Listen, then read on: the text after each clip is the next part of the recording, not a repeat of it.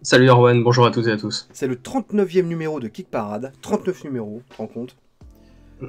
Ouais, on approche doucement de la 40e, puis de la 50e, C'est puis de la ça, 100e, qui sait. Hein. exactement. Allez, on attaque avec la 10e place. C'est Not Enough Mana, pardon. C'est pas un nouveau jeu parce qu'il s'arrête dans 2 jours, enfin il s'arrête ce week-end. Mais c'est la première fois qu'il rentre dans le top 10. Donc Not Enough Mana, c'est un jeu de cartes qui a l'air assez marrant où on va se bastonner entre magiciens à coups de sorts bien sentis. C'est à la fois un jeu de draft et un jeu d'ambiance, hein, tout simplement. Oui, c'est vrai, bah, en fait, effectivement, ça valait le coup quand même de parler de ce jeu-là, parce que déjà, pas très très cher, Non. et puis c'est un petit projet, c'est un premier projet, et je trouve que pour un premier projet, bah, la page, Ouais, laisse, très joli. fait part de plutôt pas mal de professionnalisme, effectivement. Tu m'avais souligné en off la qualité du petit court-métrage qui sert de présentation au projet, et Ouais, c'est le cas. qu'on voit Et actuellement. puis, je trouve que la thématique est plutôt bien ficelée, parce que, bon, finalement, des batailles de mages, c'est le principe même de Magic the Gathering, donc à partir de ce Oui, moment-là, comment être original? Bah là, c'est assez sympa, parce que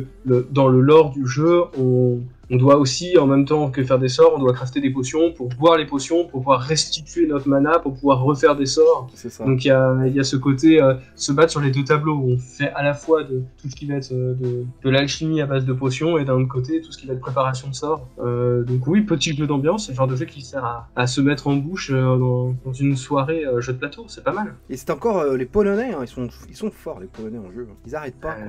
C'est les number one. Ouais, c'est clair, hein, c'est vraiment une grosse nation du jeu, quoi. Allez, 9e position, c'est Wild Serengeti. J'arrive pas à le dire. Serengeti. C'est un jeu, alors là, sud-coréen. Pas tout le temps, c'est pas souvent même qu'il y a de l'asiatique. Là, le jeu vous propose de vous mettre dans la peau d'un documentaliste, c'est-à-dire quelqu'un qui fait des documentaires et qui va aller filmer la vie sauvage africaine dans la savane. C'est assez à la mode, ces jeux finalement où on s'affronte pas. On s'affronte mais avec des thématiques assez passives. Il y avait aussi Parks, hein, qui est un très bon jeu, où en fait on gagnait des points en allant visiter des parcs naturels américains. Donc là c'est pareil, on gagne des points en essayant d'avoir les meilleurs clichés de la vie sauvage africaine. Donc le jeu est assez simple, c'est des éléments plutôt, bon, c'est assez logique, hein, en bois, il n'y a pas pléthore de figurines. Donc le jeu est, on va dire, le matériel est assez simple, mais le jeu a l'air assez efficace. Oui, puis en plus le plateau est plutôt joli, on sent l'aspiration Everdale, tu sais, avec là, Ouais, ils ont mis le rocher un peu comme dans le Roi Lion, c'est et ça. Everdale, c'est cette arme, mais je trouve que c'est plutôt pas mal, ça donne un peu de relief au jeu sans forcément être trop envahissant.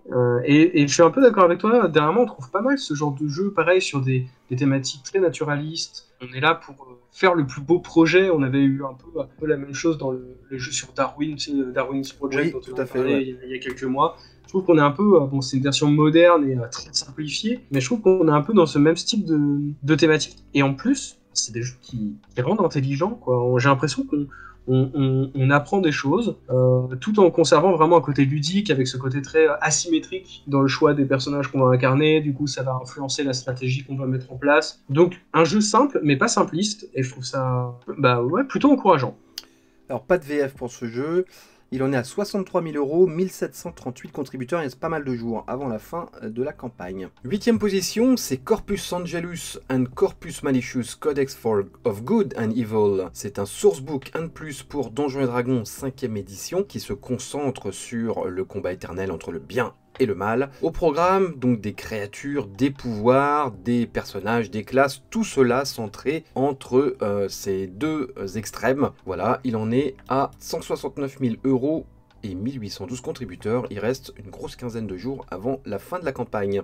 Allez, 8e position, c'est Dustbiters, donc le petit jeu de cartes façon Mad Max.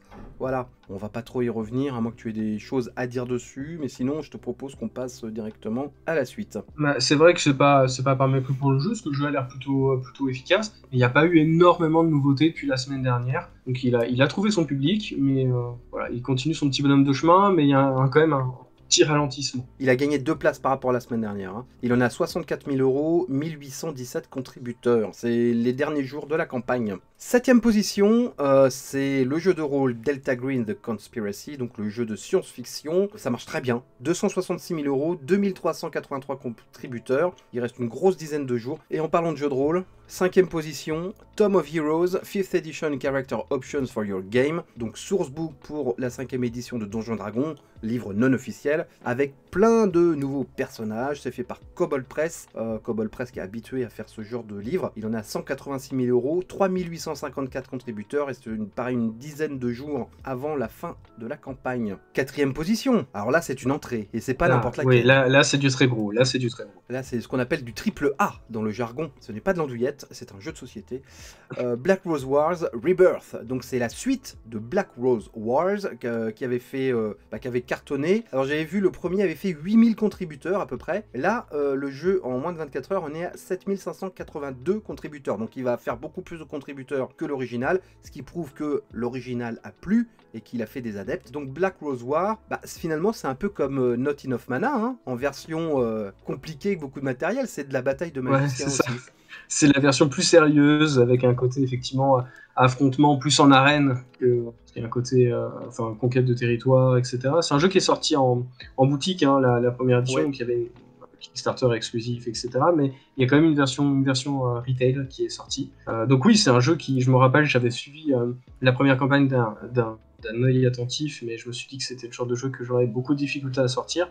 Mais je me rappelle qu'il m'avait fait de l'œil à l'époque, et il continue même là à me faire de l'œil, parce que esthétiquement, il y a quelque chose quand même qui se dégage de ce jeu, hein, on va pas se mentir. C'est un jeu italien, hein, qui est inspiré de la Renaissance italienne, Renaissance évidemment fantasmée, hein, parce qu'elle est fantastique. Superbe matériel, rien que la boîte est à tomber par terre. Hein. Je crois qu'ils ont vachement axé sur justement la qualité et la finesse de la direction artistique, c'est très réussi. Il y a de la version française, tout est au vert sur le tableau, comme vous pouvez le voir, hein, shipping vert, TVA verte, inclus dans le prix, donc c'est plutôt un bon plan. Après, le jeu est assez cher, hein. Je crois que le jeu de base est à 130 euros, 129 euros, donc c'est un investissement. Après, il y a énormément de matériel dans la boîte. Vous pouvez évidemment jouer à ce jeu sans avoir l'original, hein. C'est important de le souligner, je crois. Oui, et puis en plus, ce que je trouve assez sympa, c'est que finalement, le jeu est proposé... en fait, il n'y a qu'un seul pledge. C'est-à-dire que voilà, c'est 129 euros, et puis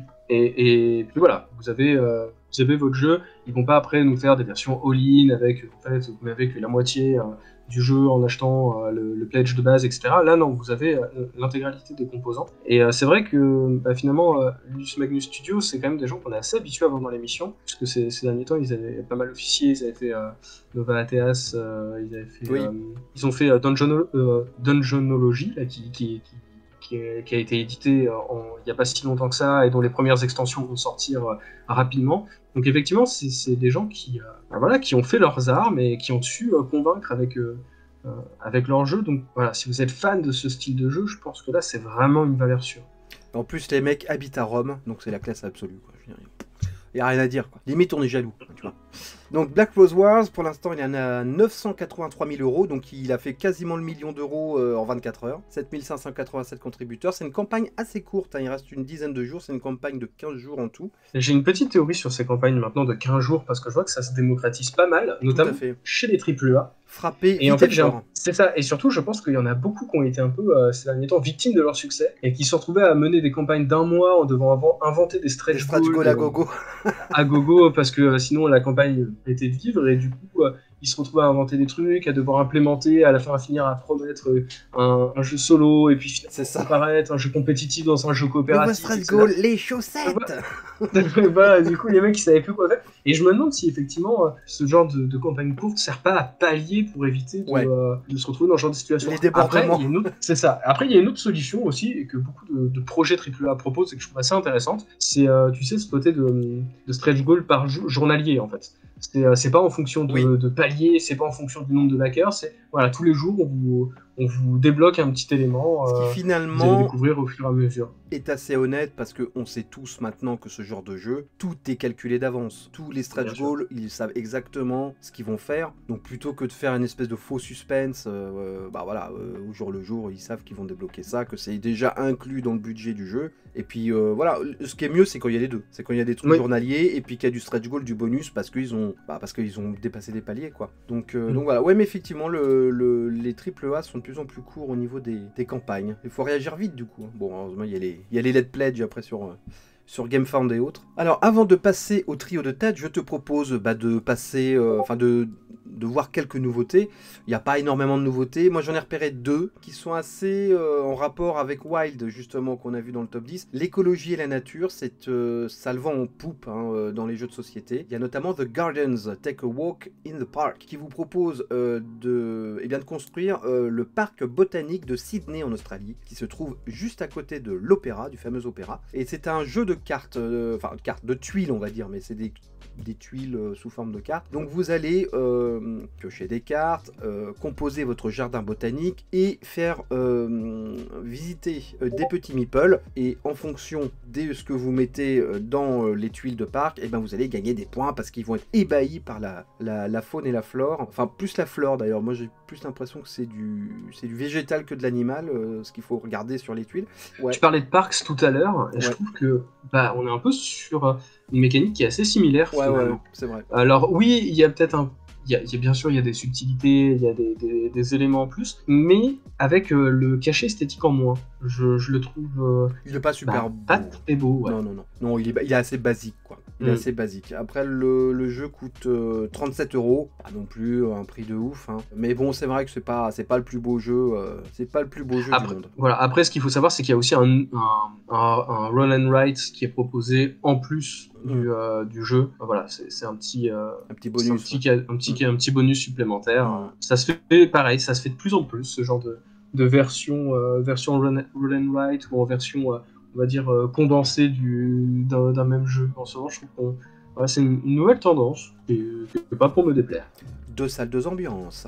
Allez, la deuxième nouveauté qui est dans la même thématique, mais qui est alors là du coup beaucoup plus fouillée, c'est Earth Rising 20 Years to Transform Our World. Donc ce jeu nous propose tout simplement de régler le problème de la pollution sur la planète pour que la race humaine puisse survivre au siècle prochain. J'étais dubitatif dans le sens où je flairais le jeu greenwashing, c'est-à-dire on parle de l'écologie, machin bidule, et puis on fait des composants en plastique, on reverse rien aux assos, et pas du tout. Là, c'est tout l'inverse, c'est que du matériau recyclable. Ils vont reverser 50% de leurs bénéfices à des associations environnementales. Donc là, c'est des vrais, des purs. Et dans ce jeu, c'est un jeu coopératif, vous allez devoir influencer sur, on va dire, 6 grandes thématiques de la planète, donc l'agriculture, l'industrie, etc., etc. Et vous allez devoir petit à petit faire passer tous ces domaines de insoutenable à soutenable pour la planète. Alors moi je trouve que le grand plus du jeu, là où je trouve que c'est intelligent, c'est qu'ils ont inclus dans cette thématique la pauvreté. C'est-à-dire que il va pas suffire de planter 3 arbres et de fermer 2 usines polluantes pour réussir le jeu en fait. Parce que à chaque fois que vous allez transformer un domaine, si vous allez passer de l'agriculture, on va dire intensive, à l'agriculture biologique, vous allez créer de la pauvreté. Parce que vous allez fermer des trucs. Voilà, ça va mettre des gens au chômage. Et donc il y a tout cet aspect-là qu'il faut gérer en même temps. C'est-à-dire transformer les emplois. Voilà, c'est un vrai jeu sur la transition écologique. Est-ce que c'est possible ou pas? C'est un autre débat, on va pas le faire ici, mais en tout cas c'est pas un jeu qui se contente uniquement d'avoir un aspect, on va dire, un petit peu naïf sur l'écologie. Il y a un vrai aspect économique, vous allez améliorer les choses, mais ces améliorations peuvent aussi entraîner des dégâts socialement. Voilà. Et ça, je trouve que c'est hyper intéressant. Ouais, mais de toute façon, moi, je connaissais pas le jeu, je l'ai découvert en préparant l'émission. Et c'est vrai que, effectivement, l'esthétique, on peut en débattre, mais quand tu vois qu'effectivement, il y a aussi tous les composants sont travaillés pour être éco-responsables, voilà, ils suivent leurs principes jusqu'au bout. Finalement, je trouve que ça prend tout son sens. Et effectivement, tu te dis, mais c'est un sujet qui a l'air maîtrisé sur le bout des doigts, et en plus, c'est un sujet qui est très actuel, parce qu'avec le rapport du GIEC là, qui est sorti il n'y a pas si longtemps que ça, ça commence à devenir très alarmant. Et de voir Oui, que, on peut le dire que on c'est peut la essayer- merde. On peut le Voilà, dire. on va dire que c'est la merde. On va dire que c'est la merde. Mais voilà, dire sensibiliser les gens de manière ludique, sans être, parce que c'est le problème quand on aborde ce genre de sujet, c'est que souvent, en fonction de ton camp, il y a un côté très moralisateur. Oui. C'est soit tu vas avoir un camp très centré sur l'économie, puis un camp très centré sur le social, et l'autre très centré sur l'écologie, et réussir à dire que bah en fait c'est un impact sur ces trois domaines et même plus tout ça en mécanique de jeu, bah ouais, moi je trouve que c'est vraiment ouais, C'est c'est un tour de intéressant. force Mm. et j'espère que le jeu trouvera son public parce qu'en plus il sera en français, il y a des règles, enfin il y a du Ouais. solo et puis même si voilà Shipping vert, TVA verte. voilà. Donc Et c'est le puis cas de le si dire. vous, en plus, vous n'êtes pas forcément concerné par ce genre de sujet, ça reste un jeu de gestion Oui, tout à fait. qui a l'air d'être Ah, quand même très bien pensé. c'est un jeu pour pousseurs de cubes en bois aussi. Tout à fait. Il y a tout. Donc voilà, donc Earth Rising, c'est vraiment, on voulait mettre un petit projecteur sur ce jeu-là cette semaine parce qu'il a l'air intéressant. Voilà, après on l'a pas fait tourner, donc on peut pas vous garantir que c'est un excellent jeu, mais en tout cas de ce qu'on a vu, ça a l'air assez cool quoi. Allez, on termine par le trio de tête de Kickstarter cette semaine, qui n'a pas changé hein, depuis la semaine dernière. Vous avez toujours Aridia à la 3e place, donc grand jeu d'aventure avec figurines prépeintes et customisables. 900 000 €, donc c'est un vrai succès. 7 925 contributeurs. Ce sont les tout derniers jours, hein, et ça va s'arrêter début de semaine prochaine. Donc si vous êtes intéressé, eh ben, c'est le moment. C'est de la VO, pas de français. Donc il y a pas mal de lectures, mine de rien. Hein, c'est du jeu narratif. Donc voilà, c'est plus pour les anglophones. Ce qui est dommage parce que je suis sûr ils auraient trouvé leur public en France. Parce qu'avec un tel sujet, parce que le jeu d'aventure en ce moment, il y en a pléthore, et je trouve qu'on tombe souvent soit dans du jeu extrêmement narratif, soit dans une dungeon crawler, et des jeux comme ça qui arrivent à combiner un peu ces différents styles de jeu, moi j'aurais été potentiellement intéressé, mais c'est vrai que là, ça demande, de toute façon, les créateurs l'ont indiqué hein, dans les commentaires, ça demande quand même un bon niveau d'anglais, malgré tout. Deuxième position, eh ben, c'est toujours les petits dragons de Flamecraft. C'est un vrai succès. Hein. Vrai succès, il a dépassé le 1 000 000 €, 1 100 000 €, 18 000 contributeurs. Ça s'arrête en milieu de semaine prochaine. Donc c'est carton plein pour ce jeu de commerce et d'artisanat. Dans lequel vous allez pouvoir embaucher des dragons pour profiter de leur pouvoir. Voilà, on en a parlé longuement la semaine dernière, donc on va pas recommencer. On avait trouvé ça plutôt joli, plutôt astucieux. Mais attends, le public se pose une question. Est-ce que tu as fini par craquer? Non, je n'ai pas pris. Tu sais pourquoi je sauve toujours mon argent, ça fait 2 mois que je sauve mon argent pour Skyrim, qui sera sur GameFound bientôt, parce que je sens qu'il va coûter une blinde ce jeu, donc ça va être... Mais sinon, tu sais, Erwan, tu peux le trouver à pas très cher sur Steam, hein. Il sera bien plus complet que le jeu. Ouais, mais j'ai fait le jeu vidéo, c'est pour ça que je veux, le jeu de plateau, enfin je vais voir, je lis les news, petit à petit, on verra la gueule du jeu, mais bon, voilà, je vais voir. J'avais dit que j'étais intéressé par Source of the Universe, finalement je l'ai pas pris, donc tout ça se cumule en budget, et je vais pouvoir prendre le all-in, tu vois, de Skyrim si ça me plaît, qui va coûter, je ne sais pas, 300 ou 400 balles, j'en sais rien. Là, tu vas te rendre compte que le jeu est nul, et voilà. Tu vas économiser plein d'argent. Exactement.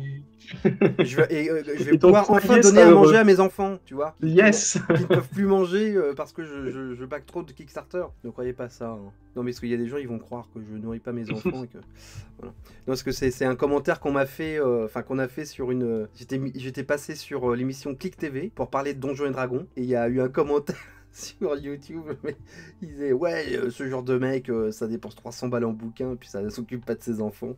Ça m'a blessé beaucoup. Je vous rassure, les enfants d'Erwan sont très bien élevés, ils vont très bien, ils sont bien portants, ils sont juste attachés dans la cave. C'est ça. Bon allez, premier sur Kickstarter cette semaine, Avatar Legends The Role Playing Game. Alors là, c'est du délire, Ouais, 6 120 000 $, 58 930 contributeurs. Mais c'est complètement délirant quoi. Je suis sûr qu'il y a à peine le tiers de ces gens qui vont vraiment jouer au jeu de rôle. Il n'y a pas autant de... Tu vois ce que je veux dire? C'est complètement dingue quoi. Il y a de la collectionnite là-dedans sûrement. Oui, clairement, c'est ce qu'on se disait la semaine dernière. Hein. C'est l'univers qui a vraiment son lot de fans, etc. Et qui sont prêts à avoir ce côté collectionniste, parce que c'est vrai qu'il y a énormément de merchandising en fait autour de cette licence, ce qui est assez étrange, parce que vraiment il y avait tout quoi, pour faire pléthore de jeux vidéo, pléthore de jeux de plateau, Bah de ouais, ce que vous ouais, voulez, de c'est marrant, hein. figurines, de Pourtant, machin. l'univers est resté, je trouve, hein. Ouais, ouais, Mais ouais, puis c'est vrai l'univers mais est... après, c'est peut-être les ayants droit, tu sais, qui filtrent beaucoup et qui veulent pas faire Mm. n'importe quoi. C'est possible, hein. C'est La possible. preuve en est, c'est que ce jeu, il est réservé qu'à une certaine partie de la planète parce que les ayants droit, en fait, sont partagés en fonction des continents C'est et ça. que je pense qu'effectivement, il y a un peu de vrai dans ce que tu nous dis. En tout cas, il reste quelques jours. Ça va être en milieu de semaine prochaine que ça va finir. Bon, en tout cas, enfin, c'est complètement délirant. Enfin, le pognon qu'ils se sont fait parce que voilà, c'est un jeu de rôle. Je veux dire, donc il y a les livres à produire, il y a les auteurs évidemment, les illustrateurs. Ça coûte beaucoup d'argent. Nous sommes tous d'accord là-dessus. Mais il n'y a pas une production. Tu vois ce que je veux dire? C'est pas un jeu avec plusieurs boîtes, 200 figurines. C'est quand même moins engageant au niveau de l'argent que ce genre de gros jeu. Et là, ils ont fait un bénéfice de ouf. Là, ils vont vivre 5 ans là-dessus. Bien sûr, bah, déjà quand tu vois qu'ils demandaient, alors on sait que l'objectif, ça sert souvent à fixer, enfin, pour pouvoir dire que le jeu a été, enfin le palier a été atteint, l'objectif atteint en 5 heures, en 24 heures, etc. Donc ils avaient mis 50 000 $. 50 000, tu dis bon allez grand max, je pense qu'ils étaient vraiment rentables à partir de 200 000, à 7 millions. Ah là, c'est la fête. Je pense qu'ils Bah vont oui, avoir, là, les employés vont avoir des primes de Noël. Ça va être bien. Mais tant mieux pour eux. Mm. Moi, je trouve ça cool. Tant mieux pour eux. Et tant mieux pour le jeu de rôle. C'est parfait. Et Exactement. ils avaient fait le jeu de rôle de Root. Hein. Le C'est vrai. jeu de plateau, c'est eux qui avaient adapté ça, qui avait été un beau succès aussi. Hein. Pas autant, mais ça avait été un beau succès. Donc voilà, c'était un éditeur de jeux de rôle, je pense qu'il y a de l'avenir. Parce ils ont pas fait tant de choses que ça, ils ont fait 3 projets sur Kickstarter. Donc je pense qu'ils vont. Bah là, du coup, ils vont se développer hein, avec ce succès. Ça va être vraiment le moment. On va les voir de plus en plus. Ça se trouve, ça va devenir un géant du jeu de rôle comme l'éditeur suédois Free League l'est. On sait pas. Mais là, ils vont avoir des cartouches hein, avec le succès qu'ils ont eu sur Avatar Legends. Là. Ils ont de quoi venir. Et bien voilà, et ben on a fait le tour de Kickstarter, c'était plutôt rapide. Mais bon, voilà, la rentrée arrive, il va y avoir beaucoup de choses, donc ça fait pas de mal aussi. C'est la dernière semaine de vacances, la dernière semaine du mois d'août. On a le droit de faire une émission plus courte. Hein. Je sais pas ce que t'en penses. Mais... on préserve nos voix pour les émissions à venir. Exactement. Allez, on vous souhaite une très bonne journée, soirée, tout ce que vous voulez. N'hésitez pas à mettre un pouce bleu si vous aimez cette émission. Ça aide l'algorithme de YouTube pour qu'on soit plus présent sur les pages. Enfin, vous connaissez tout ça par cœur. N'hésitez pas à commenter surtout les campagnes comme certains le font et on les remercie énormément de nous donner leur avis sur les campagnes qu'on présente et aussi des précisions parce qu'on dit pas tout. Il y a des choses qu'on peut aussi oublier, on peut passer à côté de détails. Donc n'hésitez pas à donner des infos qu'on n'a pas données sur certaines campagnes. Bon, bah à plus Swan, à la semaine prochaine. Bah oui, à la semaine prochaine. Salut à toutes et à tous.